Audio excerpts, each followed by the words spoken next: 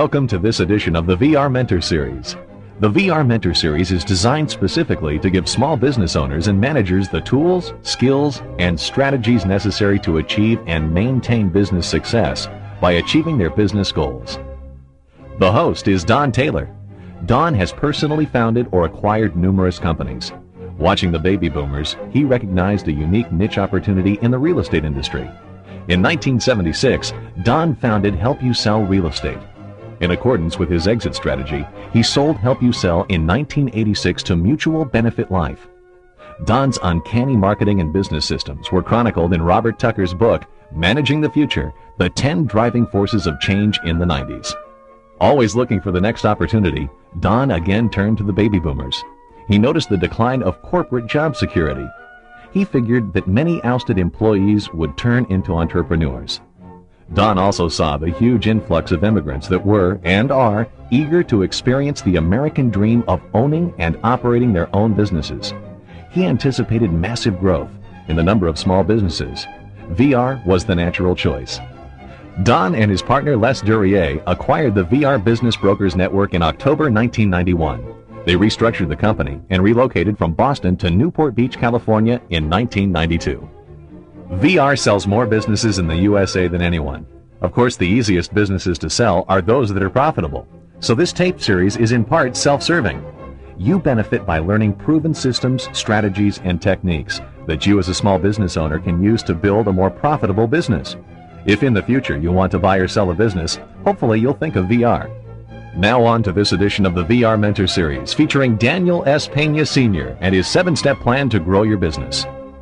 Dan is the founder and former chairman and CEO of Great Western Resources Incorporated, a Houston-based natural resource company. Dan started Great Western in July 1982 with $820 and a leased fax machine. 8 years later, the company was worth more than $400 million. This astonishing growth captured the attention of a number of entrepreneurs and CEOs who sought Dan out because they wanted to learn how he grew so big in a short period of time. Now, in addition to his business pursuits, Dan also conducts training programs on how to experience what he calls the quantum leap.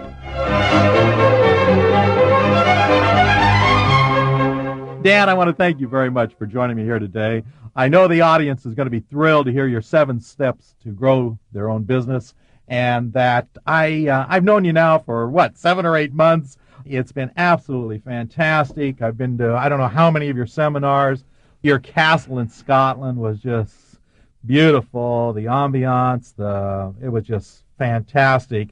And I'm really excited about you sharing your knowledge with our audience. Why don't we start off a little bit about how did you create your the personal foundation? First of all, I want to thank you for having me back. It's not often that I get to be interviewed by somebody that has his name and his company in front of as many people and as many businesses as you do. And I appreciate the opportunity for that exposure. How I created the quantum leap philosophy. When I first got started in business on Wall Street, I saw many people make geometric growth happen like if it was an everyday occurrence. And so I studied that and I looked at it. And when I saw the first oil embargo happen in 1973, while I was sitting in gas lines in Los Angeles and various parts of the country, I thought that what I wanted to do eventually is I wanted to go out and build my own business philosophy, and I wanted to have geometric quantum growth. I wasn't interested in arithmetic growth because I saw it happen so often. So that's the first idea that I had about the quantum leap philosophy. As you probably know, and as some of the listeners probably know, quantum leap has become very vogue. I mean, everybody's got a quantum leap. In fact, I was watching television this morning before I came over here, in Anderson Consulting, the big consulting company, one of the biggest in the world, new commercial is called Don't Leapfrog Your Way Through Life, Quantum Leapfrog Your Way Through Life. So I'm really pleased that so many people have copied it, and that's why I'm really thrilled to be able to sit here with you and talk about it again.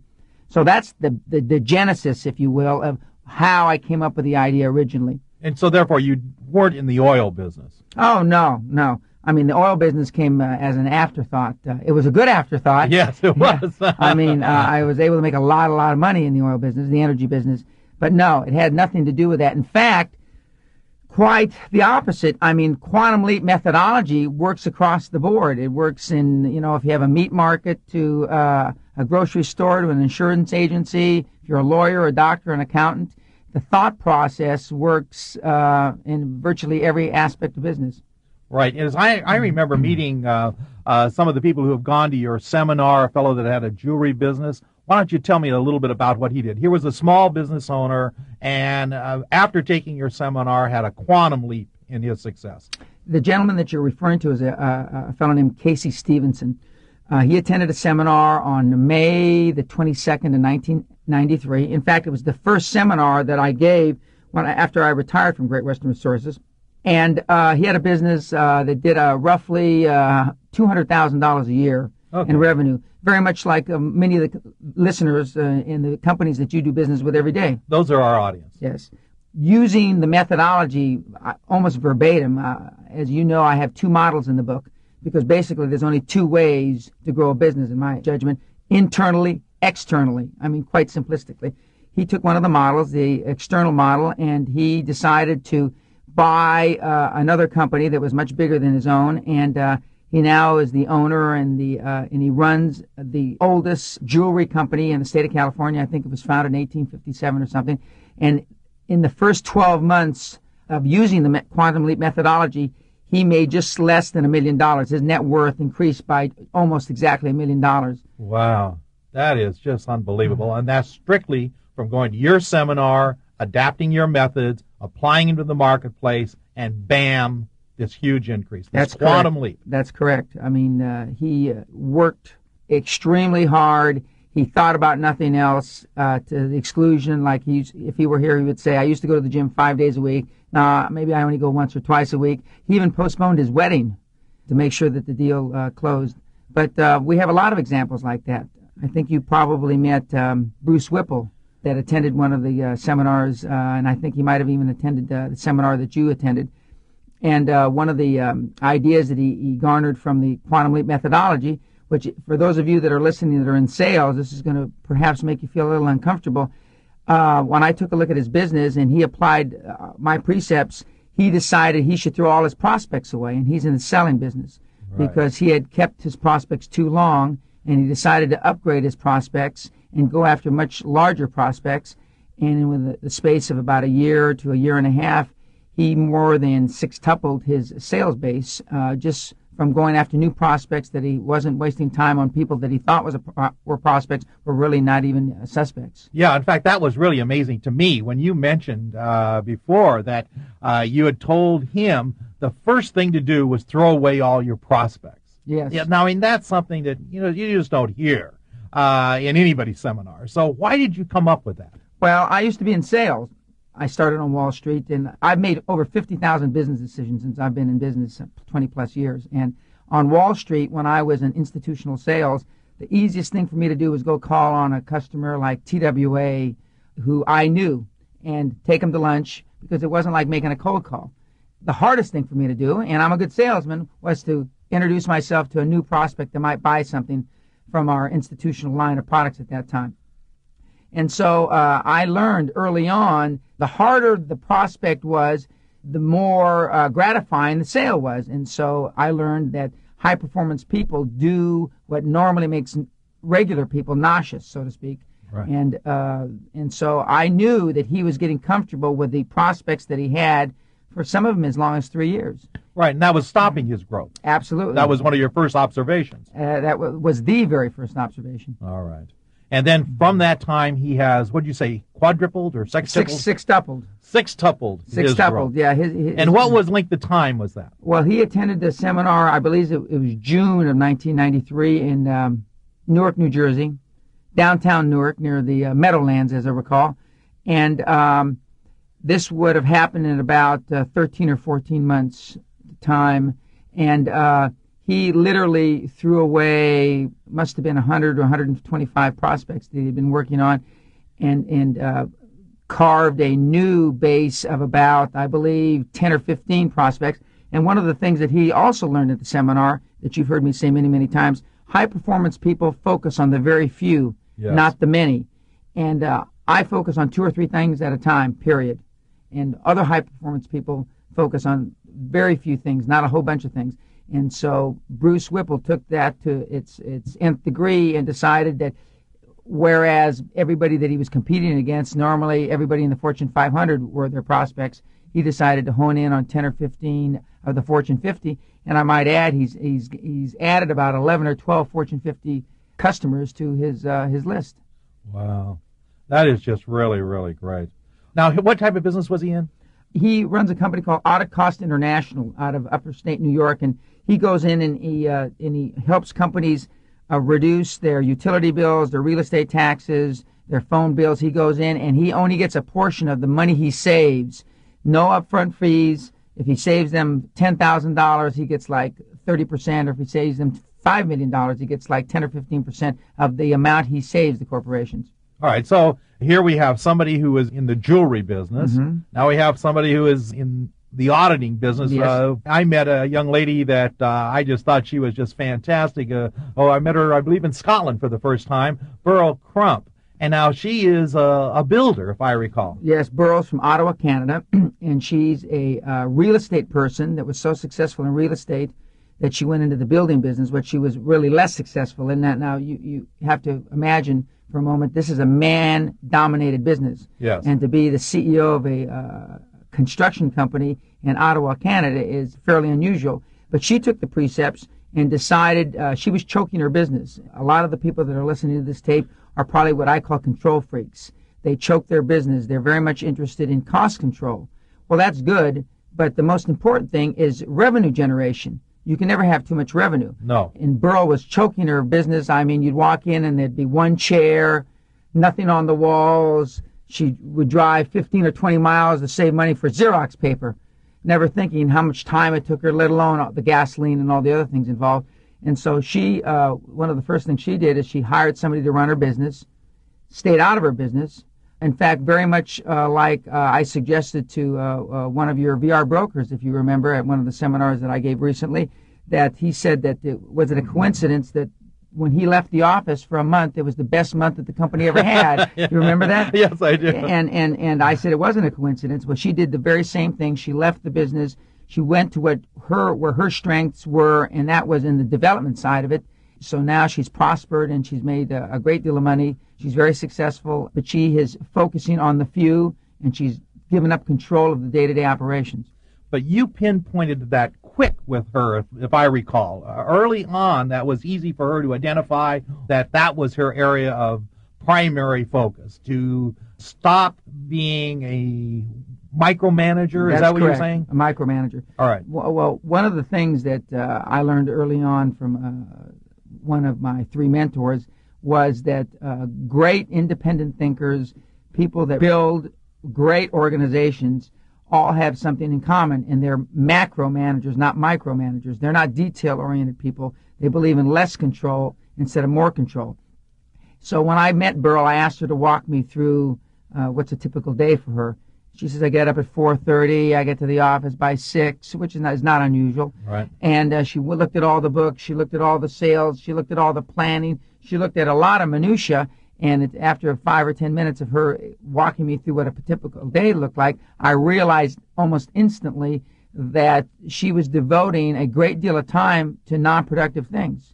That's why you have controllers. That's why you have administrative assistants. That's why you have secretaries. That's why you have other people that work for you. And I think she hired in total about 3 people ultimately, and she freed up her time, and now she's doing what she does best, and it wasn't managing things on a day-to-day basis. Very good. Now, tell us a little bit about the fly story, because that really illustrated to me, more than any other thing, a quick analogy of what people do wrong, including myself. Okay. I'm glad you added including yourself. We've all grown up seeing flies hit their little heads up against window panes, and depending on the cleanliness of your house, you can see that on the windowsill there'll be little dead flies there from beating their brains out, flying time after time after time. And you can sit and watch them time after time after time. They'll continue to fly into the window. Now, you can also see this with birds sometimes. Birds will get caught in a house. And then 5 feet away, another open window, or 20 feet away, another open door, the fly could just as easily fly 10 or 15 or 20 feet and fly to safety. Why don't they do this? because they operate under the same premise that many people that are listening to this tape. Try harder is better. So they just beat their head harder against the pain until ultimately they kill themselves, as many of the people that run small to medium-sized businesses.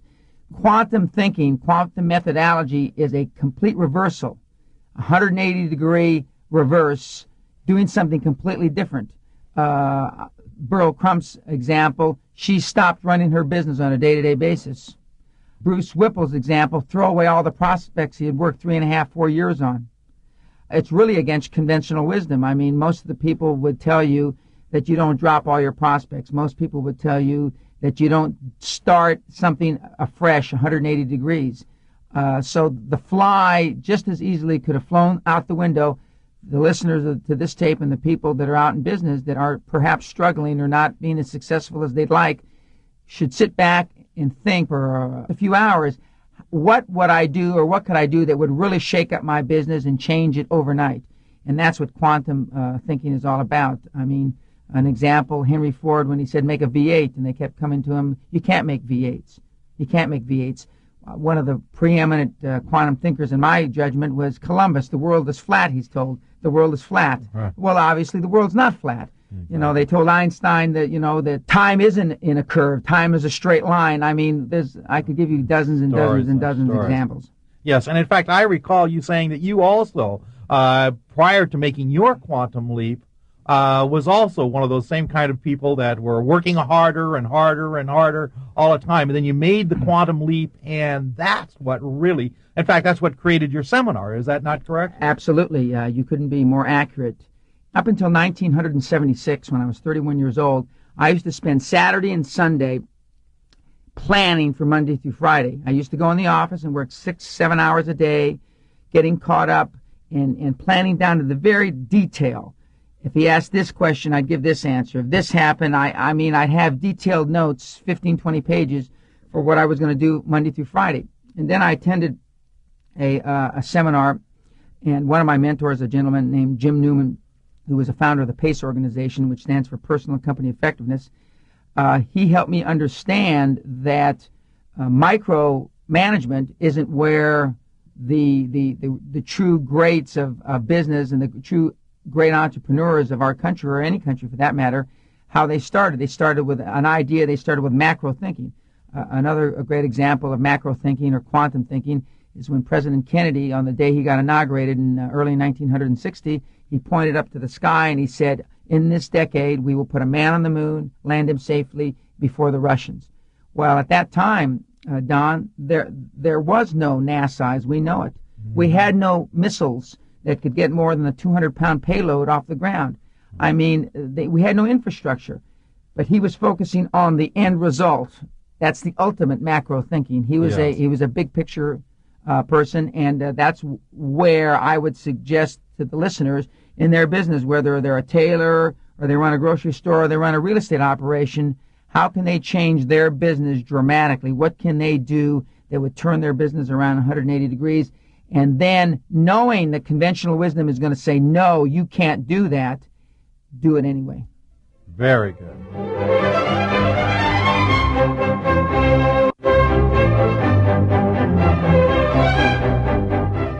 Dan, I know one of the first things you have to do is create a foundation. What are the steps necessary to build that? Okay.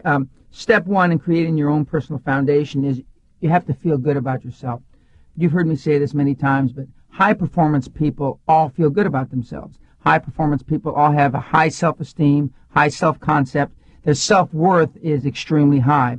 So to start off with, you cannot get through the next steps 2 through 7, until you have built that self-worth. The way I did it, and the way I've known of many, many people to do it, is one, drive around in neighborhoods. You've heard this before, neighborhoods way before you can afford to buy the houses. Right. I had a Rolls Royce when I was 25 years old, and as my wife can attest to, we couldn't afford a Rolls Royce when I was 25 years old, which is now 24 years ago. It's hard to believe. I noticed you just pulled up in a Rolls Royce. Yes, I did. That's not the one I bought in No, it was not. 24 years ago. I joined a country club before I probably could afford it. I hung around people that were were already in an economic strata that I wanted to be, as opposed to hanging around with the people that I went to school with. It's all about a comfort zone. It's all about feeling worthy. It's all about knowing that you really deserve these things. And as Henry Ford pointed out, I think you are who you hang around with, or you are what you think about. This is how you build that foundation. You learn that there's new rules. You make the rules. Society doesn't make the rules. As long as it doesn't break a law, as long as it's got integrity, you make the rules. And that's why I've said already that conventional wisdom is almost always wrong. You have to understand that, in my judgment, and I think virtually all high-performance people would agree with me, is that the ends do justify the means. As long as it's moral, as long as it's got integrity, as long as it's not breaking a law, I will do anything. I mean, in 1987, I was unfortunately away from my family 242 days. It was necessity. My partner died, and I had to be gone trying to run the business. But I am comfortable with making those decisions. I know that I have to be passionate when dealing with other people, because people will look to me, and people will look to the listeners that adopt this quantum leap methodology. They want to see passion. Have you ever seen a high-performance person that wasn't enthusiastic, that wasn't passionate? No. Have you ever seen a high-performance person that didn't believe in himself? No. No. I mean, they're very much comfortable. That without this personal foundation, and if I had to just say one thing, the one biggest difference between people that achieve high performance and people that don't, is that the people that don't feel comfortable with it. Because as you've heard me say before, many people fear success more than they do failure. Yes. And I believe that is probably the first quantum step for some of our listeners, to go out of their comfort zone. You're talking about they're comfortable being around their cronies and so forth. This, again, is they're moving up in that area. Is that correct? Absolutely. I'm a Hispanic, and I come from East Los Angeles originally. Even though I live in Los Angeles, and I live in Rolling Hills, a community that purportedly is one of the nice communities in the state, I have outgrown the things that I was most comfortable with as a little child. I have continued to increase my comfort level. One of the things I do with the businesses that I run, help run, and help grow, is that I bring them to my home. I want them to come to the Castle Seminar in Scotland. I want them to see the ambiance. You've been to the castle. Oh, it's fantastic. It's a different experience. You cannot believe it. Yeah. The next it's time, a real castle, folks. Yeah. It's a 15th century castle with a lock. Yeah, that's right. And since you were there, we built a chapel, and we built a golf course. Oh, that is great. But I mean, next time you go to a castle, it's not going to be out of your comfort zone. Oh, no. Okay. I'm comfortable in yours, Dan. Yeah, okay. when the butler brings you something, you're not going to look at him strangely. Right. But now I saw a picture of your house where you lived as a child, and that has graffiti all over it. I mean, there's a big jump from that graffiti-covered house, or the walls around it, to the castle, which is this 15th century castle. Now, what happened there? You just gradually moved out of that? Well, I don't know if it's so gradual. Because, okay, that's what I was because it takes time. I've continued and still continue to put myself in situations that would normally give you a high anxiety. I intentionally put myself in positions that would normally cause tension. Now, my tension factor and my anxiety factor is really reduced now after doing this for 20, 25 years. But when I first started, I got as anxious as the people that are probably listening to this tape.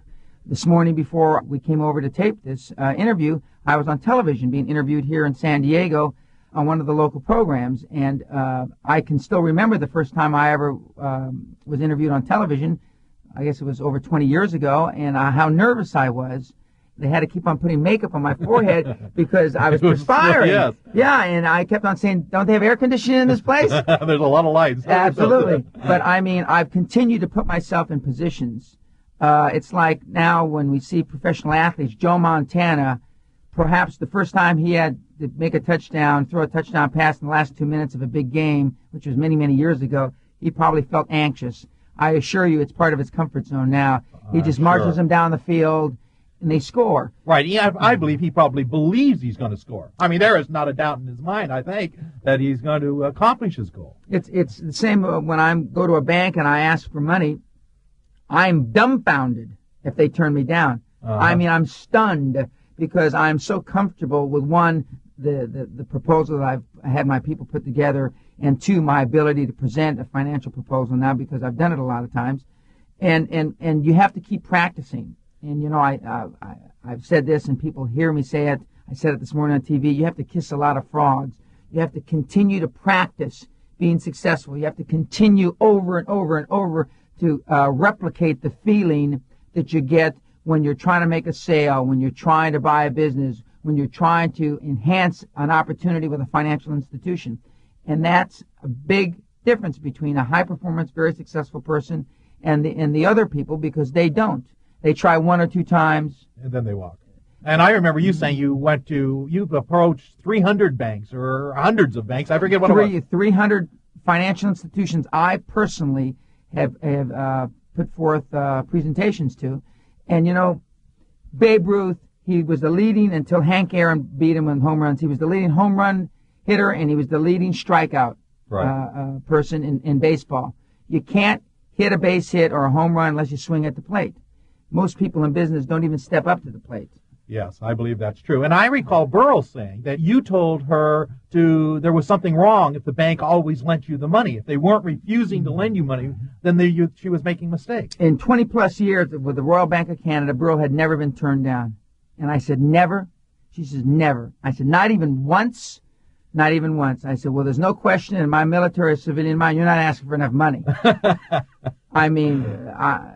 so you wanted her to be turned down. Absolutely. All right, and that's the same thing here with the small business person or somebody's thinking about buying a business, that they ought to go in. Maybe this is one of their first steps into that, is to go into a bank and try to borrow some money, and asking even for more than they would need. Is that a possibility? Absolutely. Along those same lines, there's probably a lot of people that are listening to this tape would never try to negotiate an interest rate on a mortgage, a fixed mortgage. I've been on the dais in front of the chairman of Chemical Bank and many other large banks, and I've asked them, aren't virtually all interest rates negotiable? And they say yes.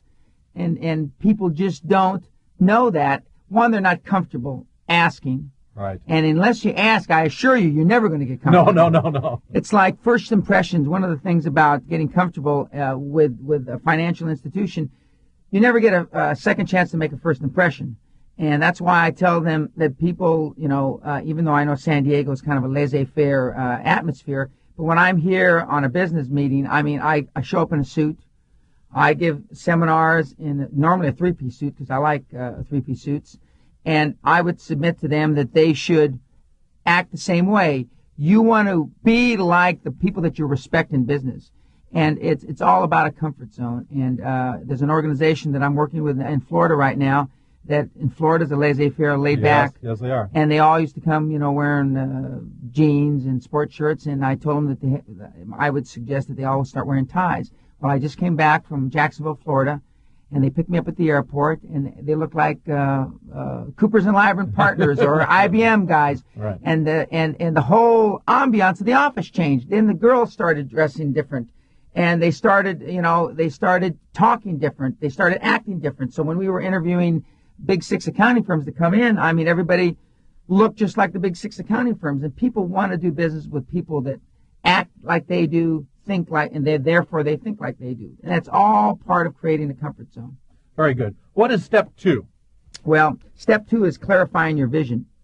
Now, for me, my vision was succinct. I wanted to have the 50th largest natural resource company in the United States. At that time, it was Pennzoil. I wanted it to be $2 billion in assets.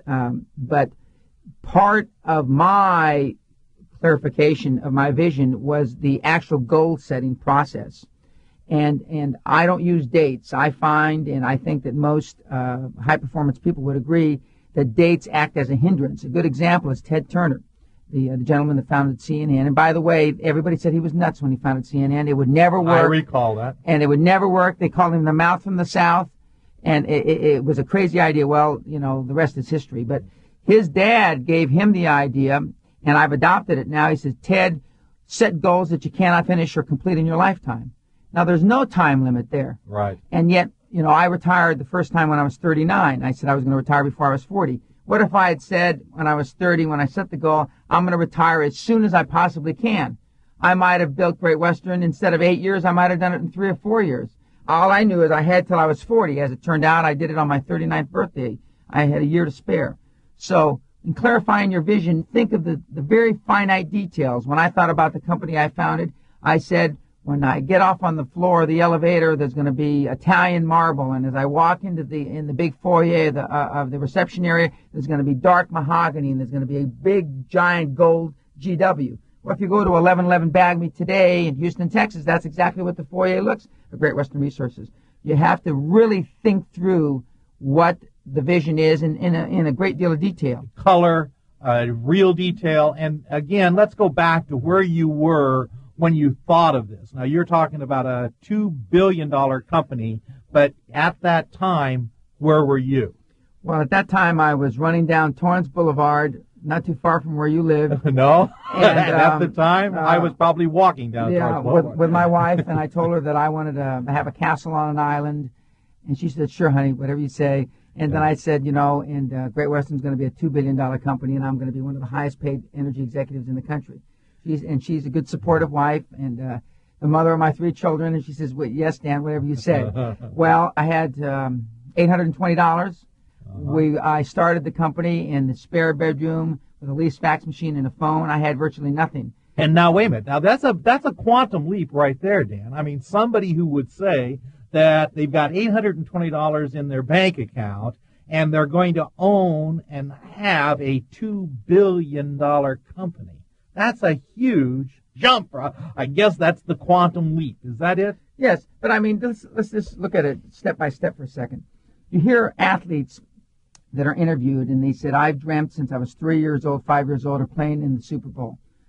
Since I was 7 years old, of playing in the World Series. Now, for a little doofus kid who can barely pick up a baseball bat or throw a football, that's a pretty large quantum leap in the thought process. Yes, I'm going to play in the Super Bowl. Tiger Woods, the young man, 17 or 18-year-old young man that just won the United States Amateur. Since he's 3 years old, he saw himself, he talked about winning the United States Amateur since he's 3 years old. Wow. Now, I mean, the golf club was larger than he was when he was thinking this. So, I mean, these things that we're talking about, these precepts, this methodology is not new. I mean, this has been around since the beginning of time. But what happens is people, we forget how we thought as a youngster, as a child, as an adolescent. And now that my sons are getting into their adolescent years, I'd like to forget them being adolescents myself. But all I'm suggesting is high-performance people keep that thought process through their adult life. I mean, we didn't think it was so impossible, when we were saying that I want to play in the Super Bowl, when we said it. Yet, if we said, I'm going to have a $10 billion company, people would think we were crazy. When we played marbles when we were kids and we said, I'm going to win the United States Amateur when we're playing golf, I mean, it's not such a big, crazy thought. In fact, the same thing is true when you start up a business or you buy a business and you have practically nothing, and you do make quantum leaps in growing that business, don't you? By definition, if you start a business that's got zero income or $5,000 a year income, and you grow it to $100,000 or $200,000 a year, you've grown geometrically. And then what happens? The person gets to $200,000 a year, and then all of a sudden, what? One, you become satiated. Two, you start managing not to lose instead of managing to win. Oh, that's such a good point. And there's a huge, huge difference between managing not to lose and managing to win. If we created or we continued the same passion level that we had when we started our business throughout, and I did for 10 years, maintaining that focus, maintaining that passion, the growth would continue to accelerate at an increased level. But what happens is we start to believe conventional wisdom. Well, you can't continue to grow that business. You can't do that. You can't do that. And we believe it. And you've heard me tell the story. First year my youngest son played baseball, I went out and I taught him how to play baseball. I didn't play baseball, and I didn't know that Little League diamonds were smaller than Major League diamonds. Make a long story short, we practiced at the castle. They came and they made the team. And I told Derek batting 1,000 was good. He batted 640. his first year in Little League. His team won the Little League championship. He was most valuable player. He was the only kid that could throw somebody out. He was a catcher, stealing second base. And then he found out what batting 640 was, that you couldn't do that. Ted Williams only batted 405 or something. Second year he batted 278 because he listened to everybody. 278 was good. So, I mean. So he settled. Absolutely. And that's what we do. We settle in life. We settle for a lot less. Our expectations are brought down to the norm. And that's where we get the term average. Okay. We lessen our expectations. When we're young, before we got scar tissued and beaten up out there in commerce, our expectations are much higher. That's why our business grows from 0 to 100,000, because we don't allow anybody to tell us we can't do it. Because you know you can do the 100,000. Absolutely. And right. And the truth of the matter is you can also do the million, the 5 million, the 50 million. Very good.